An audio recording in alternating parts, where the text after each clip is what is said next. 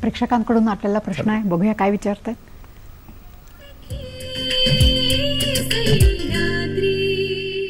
नमस्कार सर, मी स्मिनील अनिल वटकर बोलतोय. मी आता एक नवीन कॉलेजमध्ये ॲडमिशन घेतलं आहे. तर मला प्रॉब्लेम असा होता की मला माझ्या सिनियरबरोबर फ्रेंडशिप करायची आहे. तर मग ती मी कशा पद्धतीने करू, कारण की त्याचा इम्पॅक्ट माझ्या स्टडीजवरती पण पडतो. मला जर कोणाला काही विचारायचं असेल तर ते मला अवघड पडतं, कारण की माझा कोणच नवीन मित्र नाही आहे. मग त्यासाठी मला तुमच्याकडून एक सजेशन पाहिजे होता.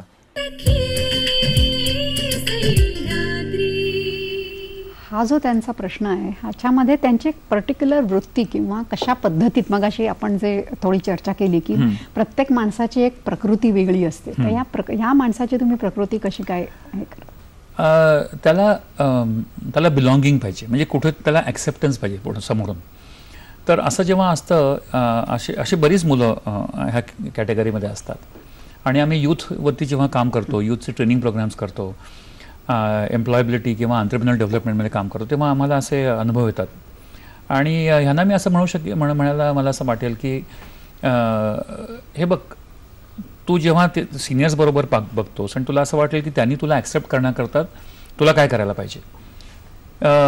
चांगल्या गोष्टी ज्या आत्मसात तुला करण्याची गरज आहे, तसे बदल जरूर दे आर वेलकम चेंजेस.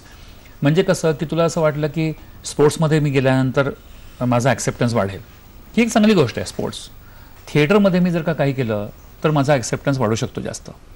किंवा मी वक्तृत्व स्पर्धेत भाग घेतला तर माझं पण व्यक्तिमत्व चांगलं बदलेल आणि त्याच्यामध्येच लोकांच्या पण मी नजरेत येईन. ह्या गोष्टी करणं फारच चांगल्या गोष्टी. अभ्यासामध्ये जर का चमकलो मी तर फार छान गोष्टी. पण एक मी चांगला फोन घेऊन जाईन महागडा, ह्याला अंत नाही पुढे कुठे. एक मी बाईकवर जातो, मला आणखीन चांगली बाईक पाहिजे, म्हणजे सगळे माझ्याकडे बघायला लागतील. अशा झालेल्या ज्या मैत्र्या असतात त्या तुला नेहमी त्रास देऊन जातील पुढे. आणि अशा तऱ्हेचे निष्कारण संबंध बिल्ड करणं याची गरजही नसते. तेव्हा जे ते होत नाहीत ती चांगली गोष्ट आहे एकतर.